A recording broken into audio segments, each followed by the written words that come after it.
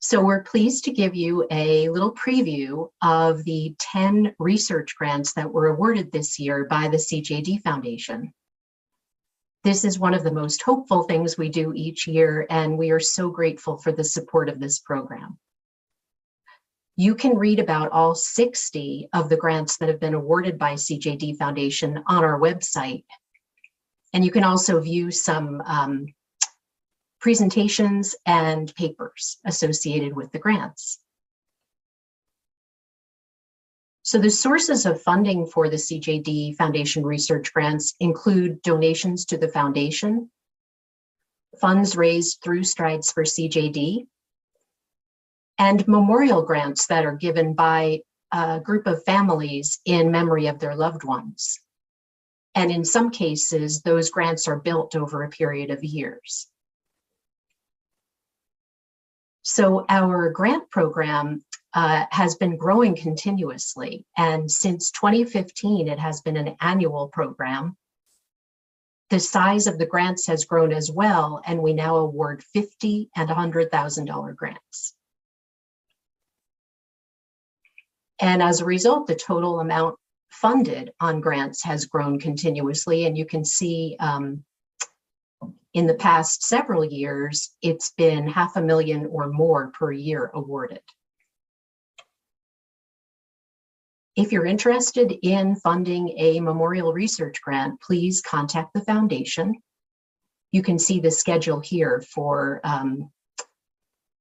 receiving funds and awarding scientific grants. So we thank all those who support the CJD Foundation Grants Program. That includes donors, the researchers who apply, and the Scientific Advisory Committee who review the applications. We're going to show you an introduction to all 10 of the grants that were awarded this year. If you have questions about one of them, please feel free to email us, but bear in mind, these are introductions to studies that have recently started, and full reports on each will be given at next year's conference. So now we're pleased to introduce the 10 recipients of the 2022 CJD Foundation Research Grants. Hello, everybody, and warmest greetings from Hamburg, Germany.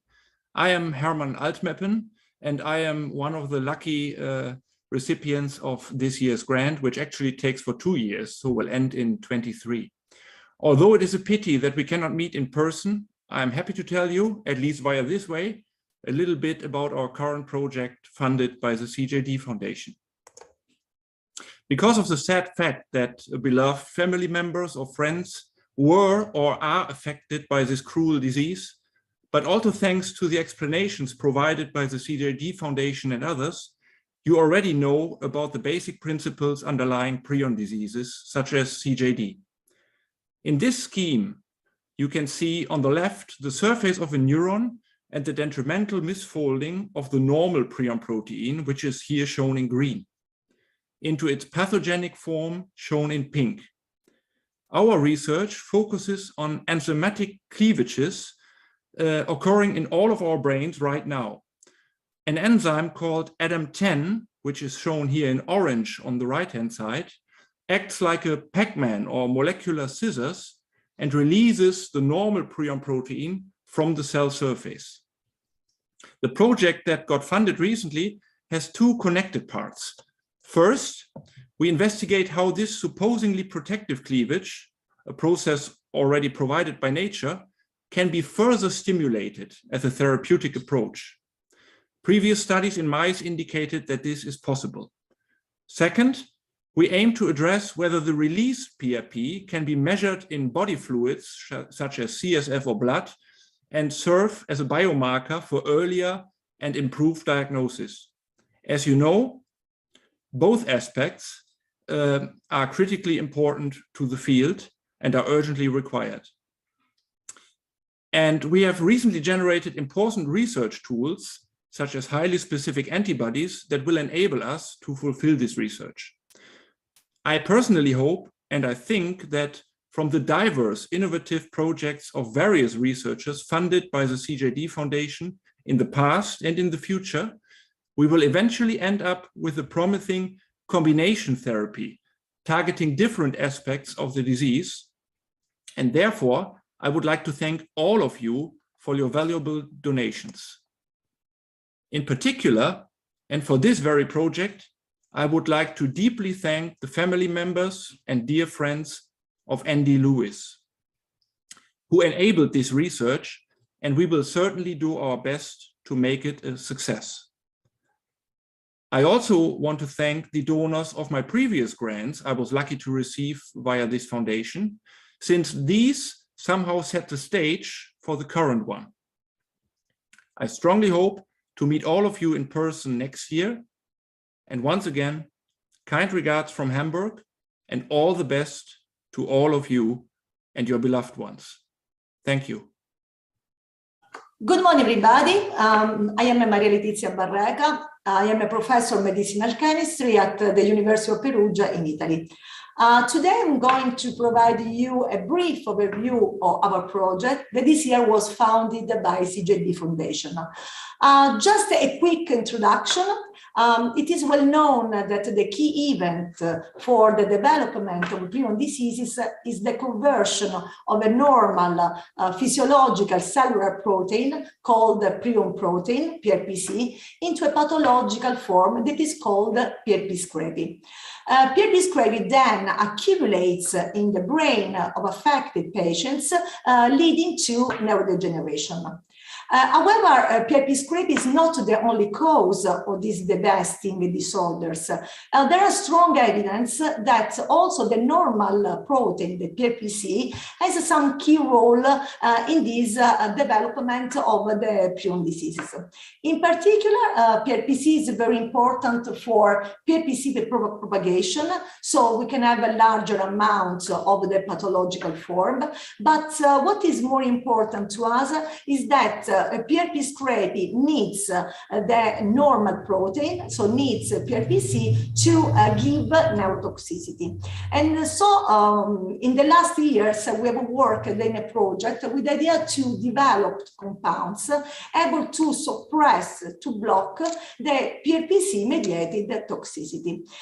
In particular, about 5 years ago, we have identified a compound that showed some promise in cellular models. Later, we started, to work on this compound to put much efforts, and we have designed and synthesized about 100 molecules. The testing of these molecules led to the identification of some compounds that were very potent in a cellular model of prion diseases. And in addition, these compounds also showed some, I would say, suitable physical-chemical properties for in vivo experiments. And here we are with the CJD Foundation project. So we asked the support to test the efficacy of these compounds in an animal model of prion diseases. In reality, we already had in our hands, a mouse model of genetic prion diseases, but we need to validate the model. And this is what we have done in the first part of the project. At the same time, in order to test compounds, you need large amounts. So we have also synthesized the required amounts, and we have the compounds ready. So we already achieved this second task. So you know, at this point, we have the model, we have the compounds, so we are ready for the in vivo experiments. We already asked for some permission because you need some special permission for in vivo experiments. And we are confident that we will start this kind of experiments in autumn. At that point, we will have a proof about the efficacy and also the benefits that our compounds can provide to prion diseases. You can understand very well, I guess, that this is a very complex and multidisciplinary project where we need different expertise and competence. And so I would like to acknowledge my collaborators. At the same time, I really would like all the donors that supported our project, and of course also the CJD Foundation. And thank you all for your attention. Hi everyone, my name is Dr. Marcelo Barria. I am currently the head of the Protein Biochemistry Laboratory at the National CJD Research and Surveillance Unit in Edinburgh, United Kingdom. The aim of this capsule is to provide a short overview and some future plans on a research proposal that we recently submitted to the CJD Foundation, and they kindly fund our work. The title of our project is Assessing the Replication Properties of Prion Protein Aggregates found in archive formalin-fixed, paraffin-embedded appendix tissue collected from the asymptomatic population using a highly sensitive in vitro prion amplification assay. As an introduction, I would like to say that variant Creutzfeldt-Jakob disease is a human prion disease that is related to the ingestion of meat products contaminated with a prion disease of cattle. This disease in cattle is referred as a bovine spongiform encephalopathy, or BSE. Despite widespread human exposure to BSE in the United Kingdom, the number of variant CJD cases remain low, with 178 cases currently reported. However, the possibility of human-to-human variant CJD transmission and the uncertainty over the prevalence of asymptomatic carriers instigate 3 large retrospective studies in the United Kingdom. These studies, named as Appendix 1, Appendix 2, and Appendix 3, look at the presence of the abnormal form of the prion protein in formalin-fixed, paraffin-embedded appendix tissue. These studies estimate that 1 in 2,000 people are potential carriers of this abnormal form of the prion protein in the United Kingdom. Also, it's important to mention that a fundamental characteristic of this abnormal form of the prion protein is that it's able to replicate and preserve its anomalous shape, usually found in protein aggregate, at the expenses of the normal form of the prion protein, the PRPC. We mimic this replication process in the test tube using a method called highly sensitive protein misfolding cyclic amplification, or HSPMCA. This technique is able to replicate and detect tiny quantities of the abnormal form of the prion protein in human tissues and biological fluids. The aim of our study is to explore the nature of the abnormal prion protein aggregates found in these anonymized archive appendices to find out if they truly represent any link with human prion diseases, but particularly with variant CJD. For this project, we will be investigating particularly cases homozygous for valine at the codon 129 of the prion protein gene, and they are linked to the Appendix 2 study. We hope to present our result at the next 2023 CJD conference, but before that, I would like to thank the people that contribute and supported our work. So hopefully see you next year. Bye. My name is Joaquín Castilla. I'm the principal investigator in the Spanish Research Institute CIC-BioUne. The project I'm going to talk today the name is Development and Characterization of the Fastest Animal Model Able to Propagate GSS prions Faithfully. The development of therapies for any disease requires previous assessment of the safety and efficacy of such potential treatments in animals. To assess the potential effectiveness of the treatment, it is important to count with animal models that faithfully reproduce the disease observed in humans. The chances of potential therapies to fail in human trials depends, in many cases, on how similar both are. For that reason, through this project, we intend to develop and characterize a new animal model that is directly susceptible to human prions, particularly to prions causing Gerstmann-Straussler-Scheinker disease. Apart from allowing testing the effect of therapies on human prions before facing clinical trials, this new model offers other important advantages. According to our preliminary results, this might be the fastest animal model developed for a human prion disease, allowing to accelerate the trial of potential treatments and therefore reducing the cost of treatment development. Additionally, biomarkers indicating disease progression, molecules that preclude the onset of the neurological symptoms, have been detected in the blood of this model, animals in this model.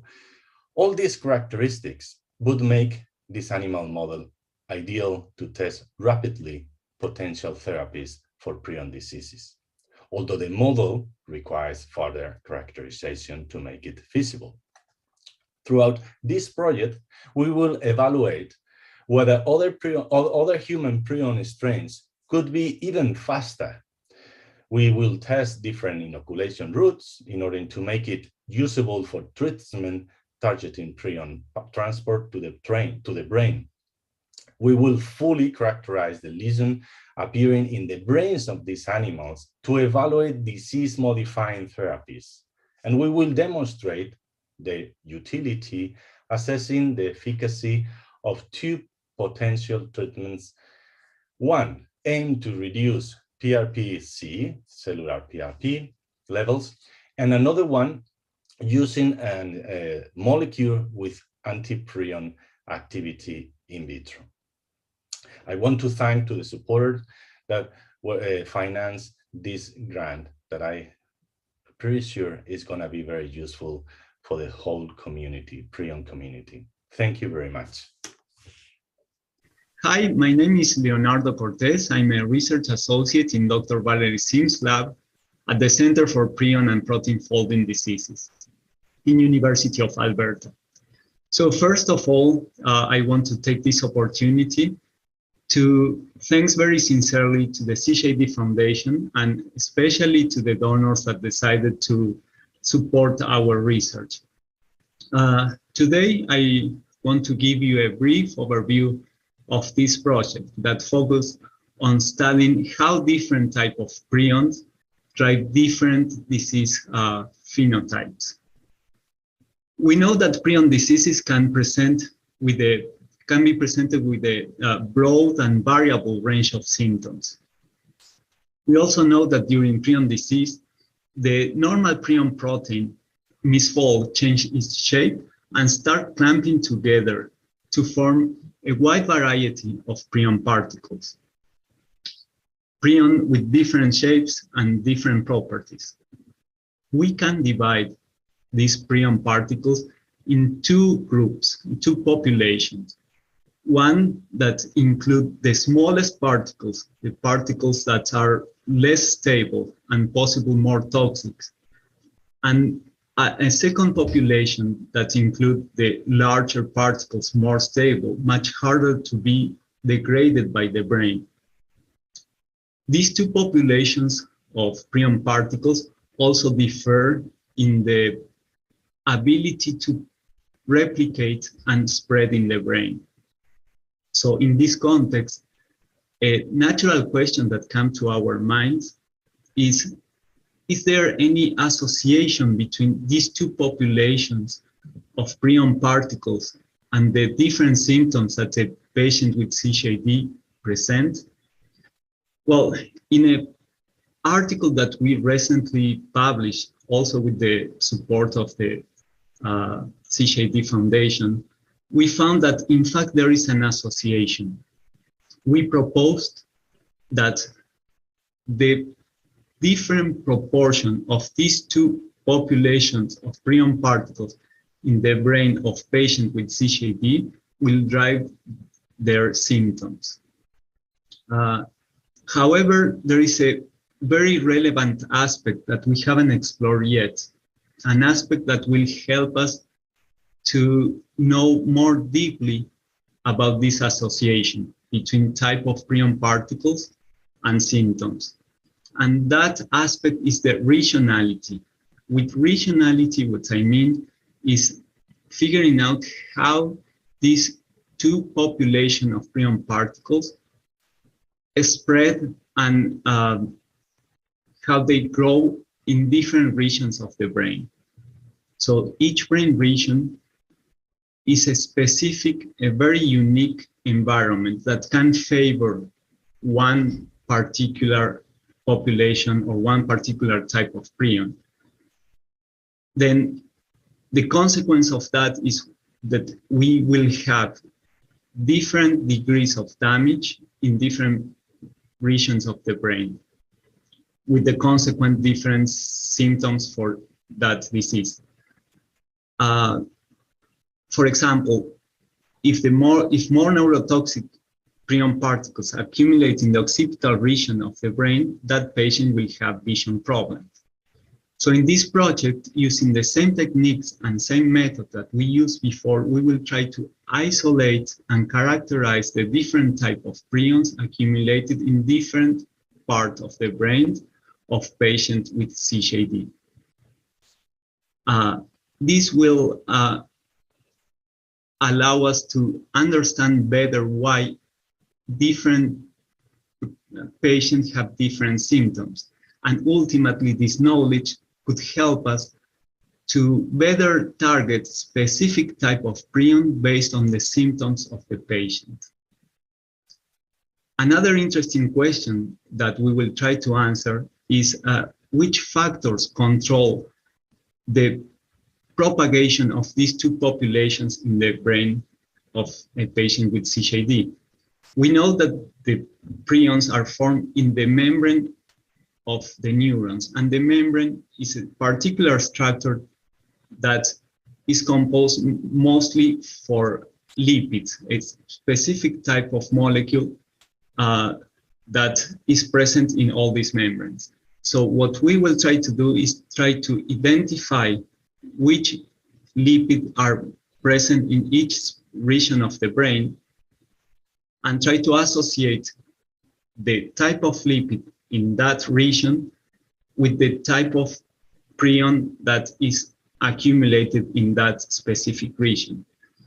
If we identify which lipid influence the propagation of specific type of prion, then we will have a new target toward which to direct our therapeutic strategies.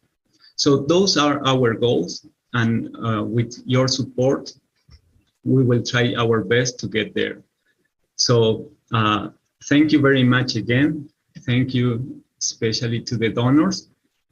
And hopefully next time I will be able to show you exciting results. Hello, everyone.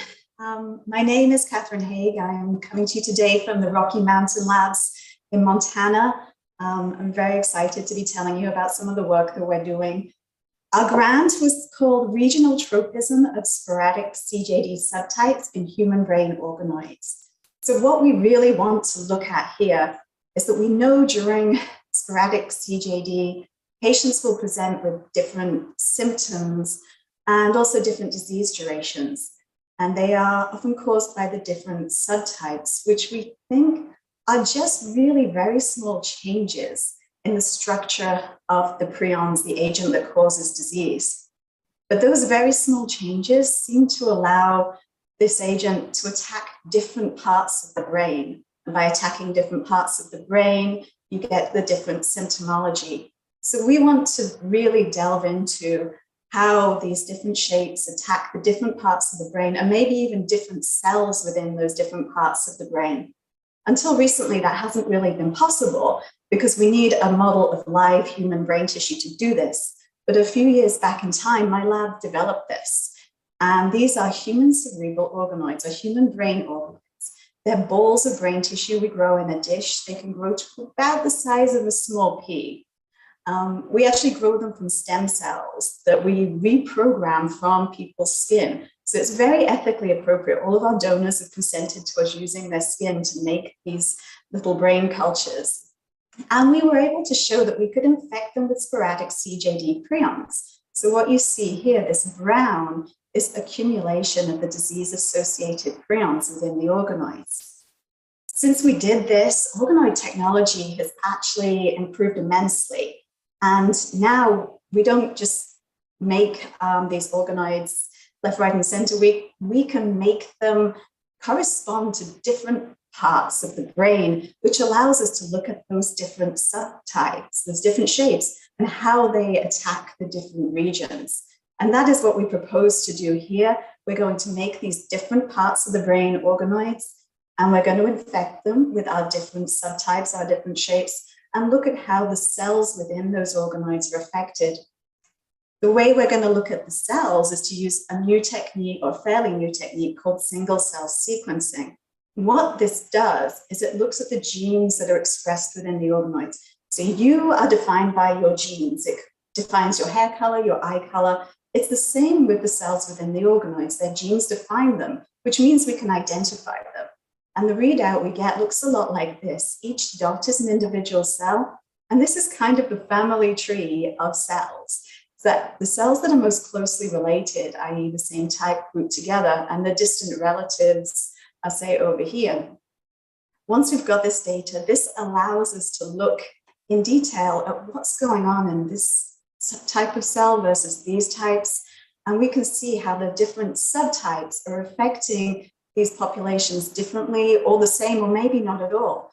And what we really hope that we will be able to pull out of this is the weaknesses that allow a subtype to say hit these cells and not these cells, or both.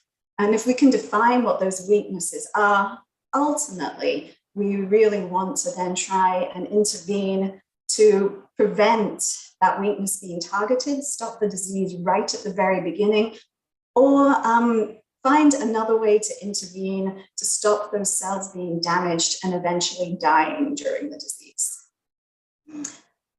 And so I would like to thank all of you, the donors. This work is incredibly complex, time-consuming, and very, very expensive. And we honestly could not do it without your help. This grant really makes the difference between us being able to do it and not. So thank you ever so much. We really appreciate you. So my name is Rodrigo Morales. From the University of Texas Health Science Center at Houston. And the title of the project that we are planning to pursue is the development of a high throughput system for screening antiprion molecules. So why we are studying this? So as you know, prion diseases affect humans and several animal species, but prion diseases is not one disease. As you know, in humans, for example, we have different types of Creutzfeldt-Jakob disease. We have Kuru, we have a fatal familial insomnia. So all these diseases are thought to be caused by different strains of infectious prions. So what are these strains of prions? So we believe that there are different conformations of the infectious agent, different shapes of the infectious agent. So if we think on these different strains as different conformations of prions, it is easy to think that a certain drug attacking one conformation will not be doing it in the same way for a second strain, having a different shape. So that's why we believe that, for example, some previously identified antiprion molecules has been again identified in rodents have not been active in human prion diseases. So what we are trying to do in this project basically is to develop a system that will allow us to screen libraries of small molecules with the hope of identifying strain-specific antiprion molecules. So for that, we are taking advantage of the PMCA technology, the protein misfolding cyclic amplification technique, that is able to replicate prions in a very fast manner. And fortunately, this technique also is able to maintain the conformation of the infectious prions that it is replicating. So in that sense, we can test whether a specific compound is able to inhibit the propagation of a specific prion strain. So in this project, what we are planning to do is to work in two different aims. In the first one is to standardize this high throughput PMCA platform that we call for two different animal species. We are planning to do it for human prion strains, but also for deer prions. So of course, the relevant thing here is to do it for human prions, but it's critical also to do it for deer for two reasons.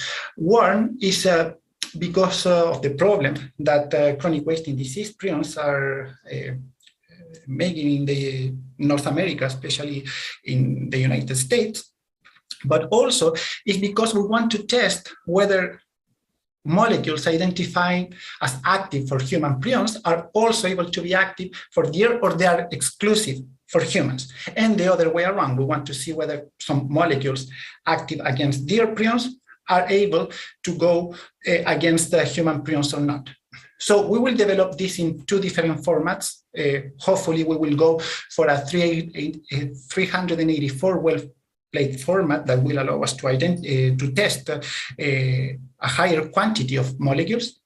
And once this is standardized, what we are planning to do is to screen these large libraries of molecules in this high throughput PMCA technique, with the hope again of identifying strain-specific antiprion compounds. So what we have done so far, we have standardized the high throughput PMCA technology for 6 different rodent prion strains, and we have identified some strain-specific antiprion molecules. So we know that this principle works using specific and well-established prion strains generated in the laboratory. So considering that, we want to jump now to the next step, testing the same principles for more relevant human prions and deer prions. So with that, I would like to conclude.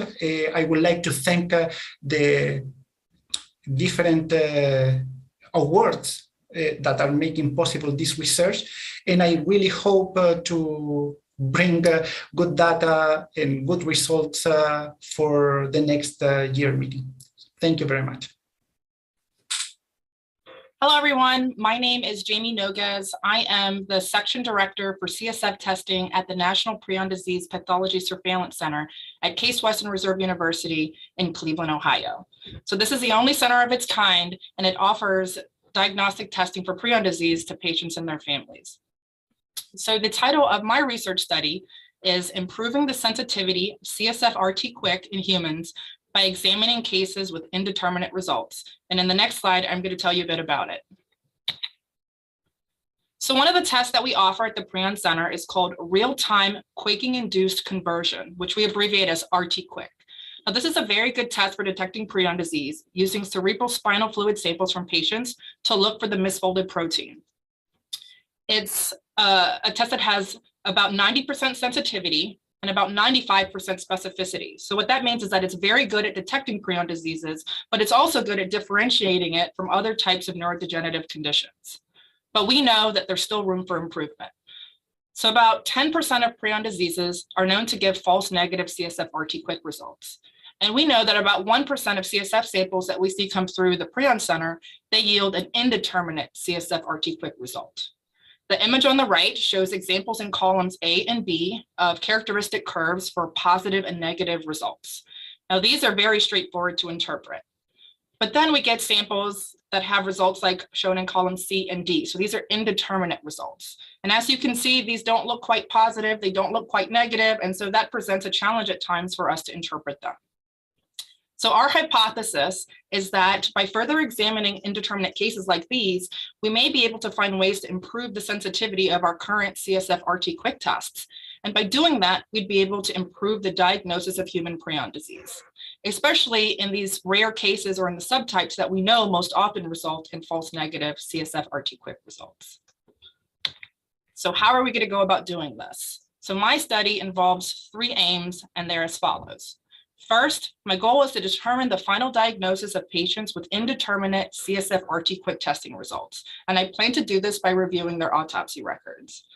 My second aim is to determine if there are any characteristics that these patients that were diagnosed with prion disease and had indeterminate test results, are there any characteristics that they have in common, such as disease subtype, age, sex, etc. And then finally, I plan to see if there are any ways that we can modify or optimize the current CSF testing protocols in order to improve the CSF RT-QuIC test performance in these cases that have indeterminate and false negative results. And these are going to be for patients with a final diagnosis of prion disease, but then have these indeterminate and negative results. And so we have an archive of these specimens at the Prion Center that I'll be using to help me do this. So with that, I'd like to very sincerely thank the donors listed on this slide for the grant that's funding my research. I truly appreciate the opportunity to conduct research that I know is going to make a difference in the lives of patients and their families. So please accept my deepest gratitude. Thank you. Hello, I'm Shashi Shetty. I'm a researcher at the National Prion Disease and Pathology Surveillance Center at Case Western Reserve University. And I'm also affiliated with the University Hospitals Cleveland Medical Center in Cleveland, Ohio. My research title is Examining Copy Number Variants as a Possible Phenotype Modifier in Prion Disease. I'd like to state the 3 goals that I'm focusing on for this research. One is to examine the role of copy number variants in young age at onset, sporadic prion disease, such as sporadic CJD, the VV1 subtype, and sporadic fatal insomnia. My second goal is to identify any novel CNVs in genetic prion disease so that which can result in discovering new genetic risk factors. I'll get into a little bit of the details. And then presence of CNVs in the brain. So when you find these CNVs, does this really affect the function, or does it cause the disease, or does it increase susceptibility? We will be doing some functional studies. My group, that is Dr. Appleby, Dr. Cowley, and myself, the 3 of us are going to focus on looking into the comprehensive nature of CNV, not just finding it, but also what does it do functionally. So that is the goal of our research. So to give you a little bit of background, copy number variants, these are small stretches of DNA in our genome that can be deleted, duplicated, or rearranged in the genome. And this is important. It happens in normal population. Like if we tested ourselves, we will find those variations in our genome. It is important for human evolution, and it happens in other species as well. So it is important. The copy number variation is very important for our evolution. However, if this copy number variation happens rarely in a region that contains genes that could impact health or disease, that's the one we are trying to target. We are trying to see if there are rare variants or rare copy number variants that could be predisposing either to prion disease or modifying susceptibility or age of onset. So keeping that in mind, one of the things we want to target is the sporadic prion disease. By sporadic, I mean, we don't know why prion disease happens. We know that it is because of the prion protein, misfolding of the protein, but what is that is predisposing a person?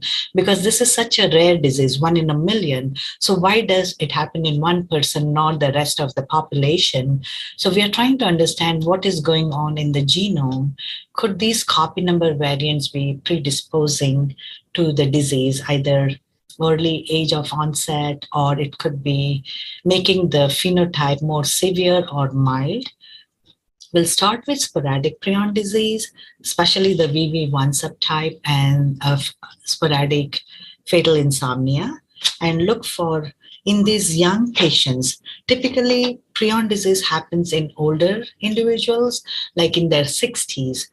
But in the VV1 subtype and SFI, it is seen in very young people, young individuals, like in their 20s, which doesn't make sense. Why is it happening in these young people?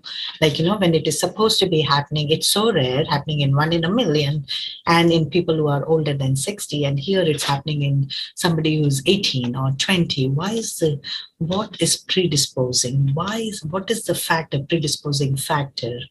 And then the second type is the genetic type, where we know that the PRNP gene is a causative gene. So any mutation or defect in that gene is causing genetic prion disease.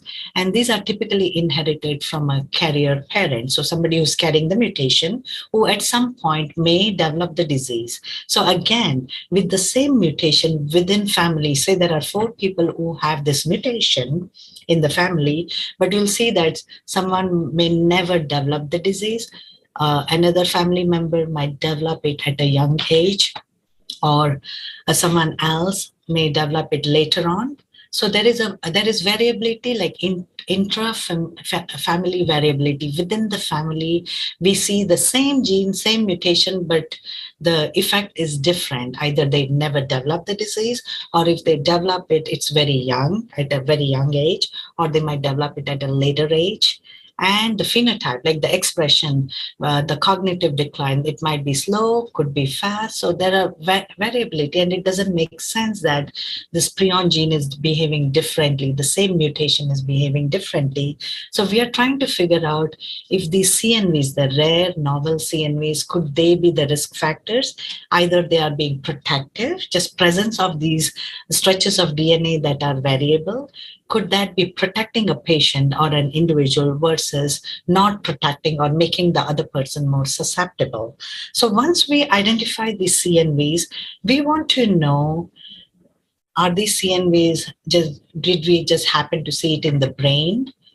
Is it truly causing the disease, or is it making the person susceptible, or is it showing like a protective effect? So how do you do that? We want to do functional studies for that. I look forward to sharing my research work in the near future, and I would like to thank the donors for supporting this research. Thank you. Hello, everyone. First of all, I would like to thank the CJD Foundation for this opportunity for me to update our research progress. I'm Wenquan Zhou, professor from the Department of Pathology and the Associate Director of the National Prion Disease Surveillance Center at Case Western Reserve University, Cleveland, Ohio. I'm the principal investigator along with Dr. Kizusumi Tuhuna, and also we have 2 key co-investigators, Dr. Qinzhong Kong from the Case Western Reserve University and Dr. Ruth Gabezon from Hadassah University Hospital, Israel. The title of our grant is Assessing Prophylactic and the Therapeutic Efficacy of Cellulose Ether CE Compound TC5W on CJD. CE compound, including TC5W, have been widely used as additives in food, pharmaceutical tablets, and personal care products. Tuhuna and the co-workers first discovered that the CEs are able to inhibit animal prions and increase survival rates of prion-infected animals. Recently, my lab has revealed that the TC5W is also able to inhibit the human prion formation and directly reduce human prions in cell-free models. Our new study, supported by the CJD Foundation grant, is to further examine the inhibitory effect of this compound on human prion diseases with 2 lines of humanized transgenic mice. The first line is TG mice that express human prion protein from Dr. Qingzhong Kong's lab to examine its prophylactic effect. We give the animals the CE compound subcutaneously, followed by infecting the animals with human prions to determine whether the compound will prevent the prion disease development. To examine its therapeutic effect, we first infected the animals with the human prions, and then after approximately 5 months, the animals will be given the compound to determine whether this compound can cure prion disease or not. The second line is TGE199K mice expressing human mouse chimeric mutant PRP E199K that mimics human genetic CJD with the PRP E200K mutation, the most common mutation in Caucasian population. To examine its prophylactic effect, the mice were given the CE compound subcutaneously at the very young age of 2 months to determine whether the compound will prevent the mice from developing the prion disease. To investigate its therapeutic effect, the mice were given the compound at approximately 230 days. When the mice already started to show the prion-related signs, our preliminary observation reveals that the mice treated with the compound are doing better than the mice without the treatment, according to the well-being score, which is highly encouraging. Finally, and most importantly, we would like to thank all donors for their generous support to our study.